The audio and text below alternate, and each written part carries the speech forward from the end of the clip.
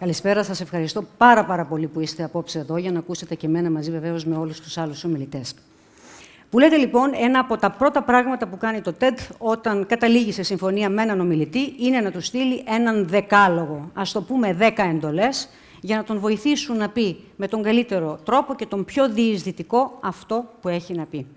Από αυτές λοιπόν τις 10 εντολές, εμένα μου έκανε εντύπωση η πρώτη. Think big. Σας το λέω εγγλέζικα, διότι εγγλέζικα μου ήρθε γραμμένο το mail και φαντάζομαι τώρα ότι μέσα σε όλη αυτή την κακοδαιμονία, τη δυστυχία, την απεσιοδοξία της πατρίδας μας, μου έκανε εντύπωση γιατί ήταν σαν τη μύγα μες στο γάλα. Ένας τρόπος τώρα που προτείνει το TED για να κατακτήσεις αυτό το Think Big είναι να μοιραστείς μια ιδέα που θα μπορούσε να αλλάξει τον κόσμο μας. Αυτό ακριβώς ήταν αυτό που με ενέπνευσε για αυτά που θα σας πω απόψε. Γιατί πιστεύω πως όλοι μας μπορούμε να γεννήσουμε ιδέες που στη συνέχεια θα φέρουν πράξεις και ναι, όλοι μαζί μπορούμε να αλλάξουμε τον κόσμο μας. Αρκεί πιστεύω, να βγούμε από το μικρό κοσμό μας και ό,τι είναι να κάνουμε να έχει μια έννοια σκοπού, να έχει μια έννοια αποστολής. Ένας τρόπος να το πετύχουμε αυτό, και αν θέλετε πολύ επίκαιρος λόγω κρίσης, είναι να κοιτάξουμε, πιστεύω, έξω από τα σύνορα της πατρίδας μας. Σας το λέω αυτό, ότι δηλαδή υπάρχουν αξιοσημείωτες δραστηριότητες εκτός συνόρων, με την δική μου τη βιωματική εμπειρία ως ρεπόρτερ που ταξίδευα και ταξιδεύω για περισσότερα από 20 χρόνια και όπως ξέρετε βεβαίως οι περισσότεροι πήγαινα σε μέρη από αυτά που είναι τα λιγότερο ευνοημένα στη γη μας. Δεν σας προτρέπω να πάτε στα μέρη που πάνε οι περισσότεροι αυτόν τον καιρό από την Ελλάδα και τα υπόλοιπα πίξ, γουρουνάκια του Νότου, την καημένη την Ιρλανδία, κυρίως τα νέα παιδιά, για να βρουν μια καλύτερη δουλειά και να έχουν ένα καλύτερο βηματισμό. Όχι.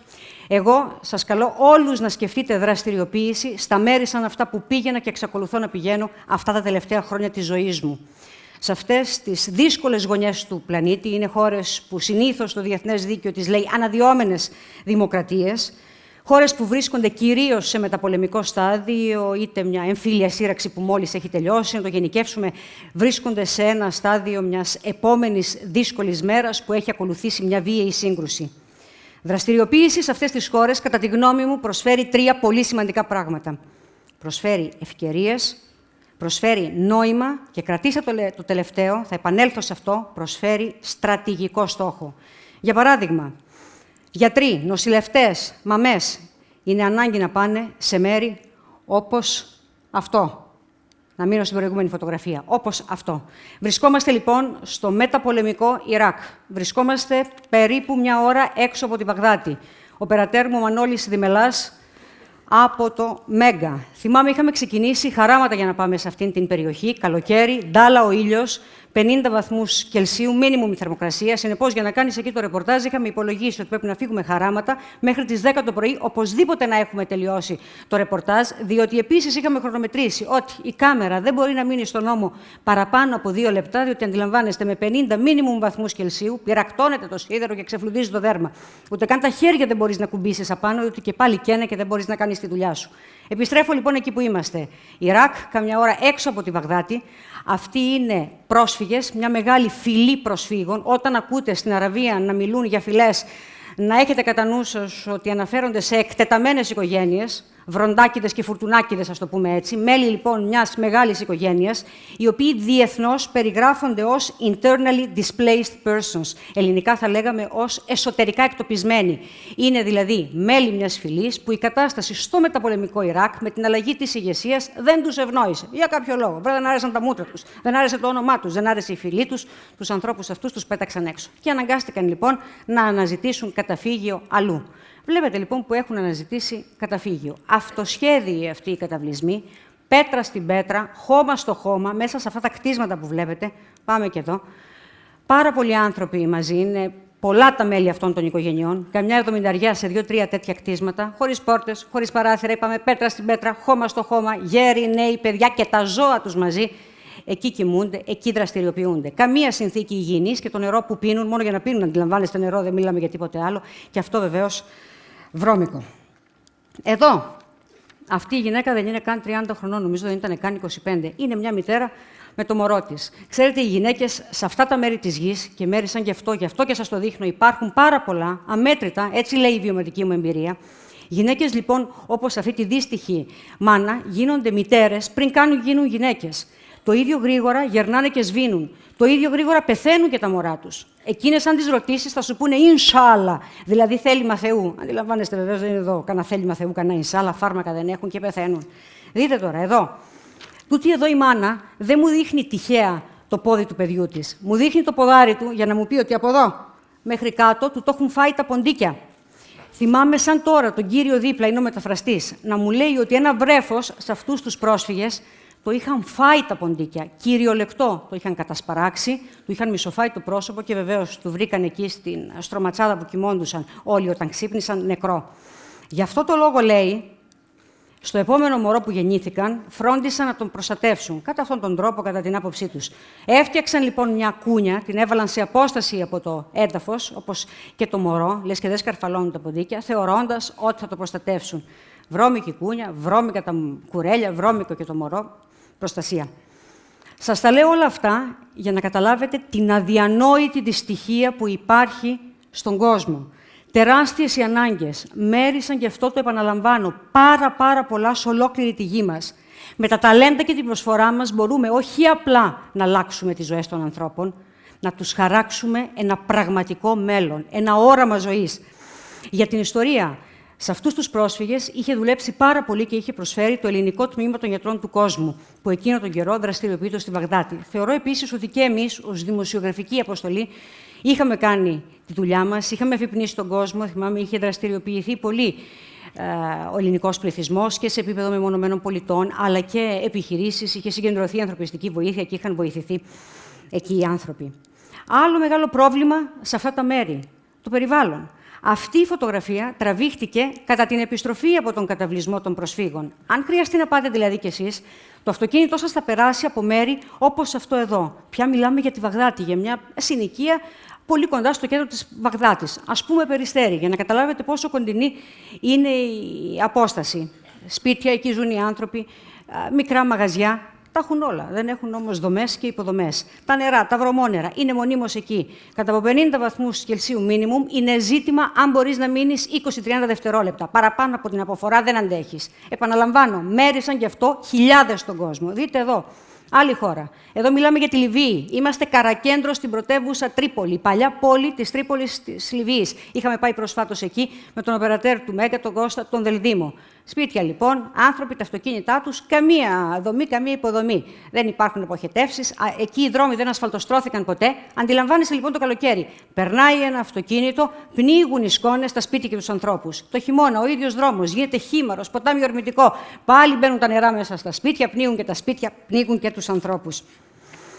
Αντιλαμβάνομαι ότι πολλοί από εσάς δυσπιστείτε με όλα αυτά που σας λέω για την δραστηριοποίηση εκτός συνόρων που σας προτείνω.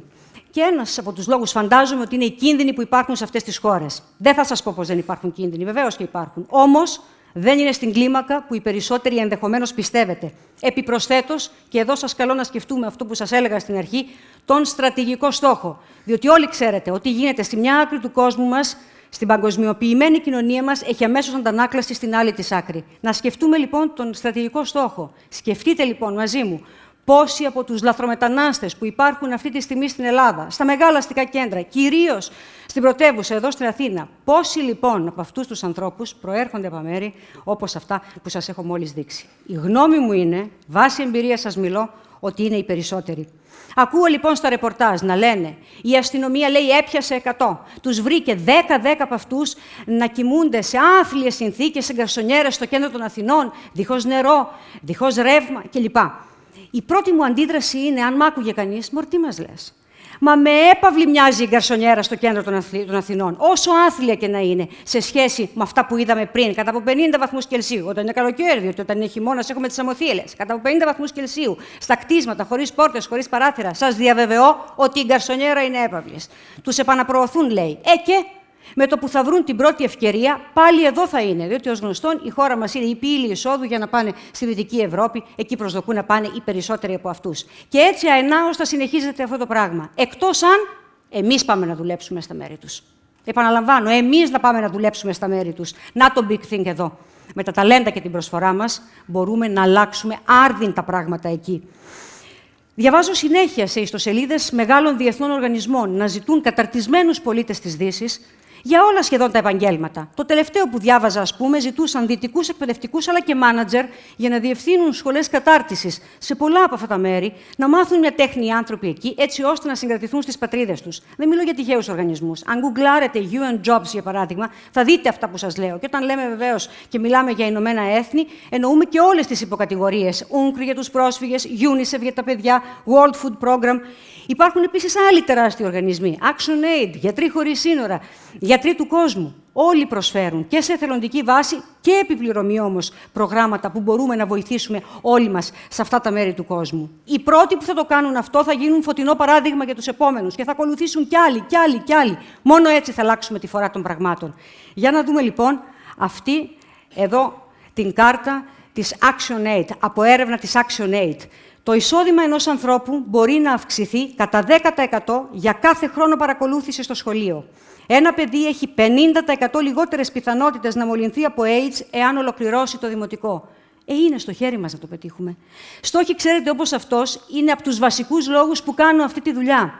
Διότι αυτό μπορεί να με οδηγήσει, να οδηγήσει εμάς του συναφιού μας, του δημοσιογραφικού, να πάμε να βρούμε την πηγή του κακού, να βρούμε το κακό, να το ξεμπροστιάσουμε το κακό. Και μόλις το ξεμπροστιάσουμε, να έρθετε εσείς με τα ταλέντα σας, με την προσφορά σας και όλοι μαζί να αλλάξουμε όλο αυτό που δεν μας αρέσει στην παγκόσμια κοινωνία μας. Γι' αυτό λυπάμαι πια. Λυπάμαι που στην τηλεόραση δεν βλέπω, κυρίως στην τηλεόραση, ρεπορτάζ αυτού του τύπου. Αντίθετα, βλέπω η γνώμη και το σχόλιο να σαρώνει τα γεγονότα. Δεν υποτιμώ την αξία της γνώμης. Όμως δεν μπορεί να συγκριθεί με το ρεπορτάζ. Διότι το ρεπορτάζ είναι αυτό που αφυπνίζει. Τα γεγονότα είναι αυτά που ξυπνούν, αυτά που μας κάνουν να ψαχνόμαστε, να τολμάμε, να στοχεύουμε ψηλά. Ότι ναι, μπορούμε να αλλάξουμε τον κόσμο μας, φτάνει να θέλουμε να πατήσουμε στα ταλέντα μας για να δώσουμε προοπτική σε ανθρώπους και κοινωνίες που τις στερούνται. Ξέρετε, ακούω φίλους μου να μου λένε, γιατί αυτά που σας λέω εδώ απόψε τα λέω και στις παρέες μου, να μου λένε «Μα τι είναι αυτά που μας λες, ρε Μαρία, τρελάθηκες, δεν βλέπεις τι γίνεται στην πατρίδα μας, δεν βλέπεις τι γίνεται αυτή τη στιγμή στην Ελλάδα, έχει έρθει ο πόλεμος εδώ, καταστραφόμαστε». Τους απαντώ λοιπόν με το ίδιο στυλ, με το ίδιο ύφος και τις ίδιες λέξεις. Τους λέω λοιπόν ότι εσείς είστε τρελοί. Δεν έχετε ιδέα τι σημαίνει δυστυχία. Δεν έχετε ιδέα τι σημαίνει πόλεμος. Δεν έχετε ιδέα τι σημαίνει σε μαζική κλίμακα, όπως γίνεται, για παράδειγμα, στο Κονγκό, οι οικογένειες να τρώνε τη μια μέρα και την άλλη μέρα να μην τρώνε. Στην Ελλάδα τα πράγματα είναι δύσκολα, το ξέρουμε όλοι. Αύριο θα είναι ακόμη πιο δύσκολα. Επίσης το ξέρουμε. Όμως, δεν υπάρχει περίπτωση, όσο δύσκολα και να γίνουν τα πράγματα, να φτάσουμε σε ένα σημείο που θα συγκρινόμαστε με τις κοινωνίες που μόλις είδαμε. Γι' αυτό σας λέω, μπορούμε να δώσουμε ελπίδα. Και κάτι ακόμα, το λέω και συγκινούμε, η κοινωνία, η ελληνική, η παγκόσμια κοινωνία χρειάζεται εθελοντές σήμερα. Επιτρέψτε μου να το επαναλάβω, η κοινωνία χρειάζεται εθελοντές. Και ξέρετε ακόμη, σε αυτούς τους καιρούς, τους τόσο δύσκολους, τους τόσο χύμα που ζούμε, είναι ένας τρόπος να βρούμε όλοι μας μικρούς ήρωες. Ξέρετε, κάνοντας 20 και χρόνια αυτή τη δουλειά, πήγαινα από τη Βοσνία, που πήγαινα στη Μέση Ανατολή, στο Πακιστάν, παντού. Ξέρετε πόσους ανθρώπους καράβια τσακισμένα έχω συναντήσει? Αμέτρητους. Πηγαίνω και ξαναπηγαίνω όμως. Και πόσο έχω χαρεί όταν βλέπω κάποιους από αυτούς τους ανθρώπους να έχουν βρει βηματισμό, να έχουν μπορέσει, να έχουν σηκώσει το κεφάλι, να έχουν ξεκινήσει μια καινούρια ζωή. Αυτοί είναι οι δικοί μου ήρωες. Αυτοί είναι οι δικοί μου doers. Σας καλώ λοιπόν, στοχεύοντας εσείς ψηλά, να πατήσετε στα ταλέντα σας, να μην φοβάστε τίποτα και να ανακαλύψετε τους δικούς σας μικρούς ήρωες, τους δικούς σας doers. Σας ευχαριστώ πάρα πολύ.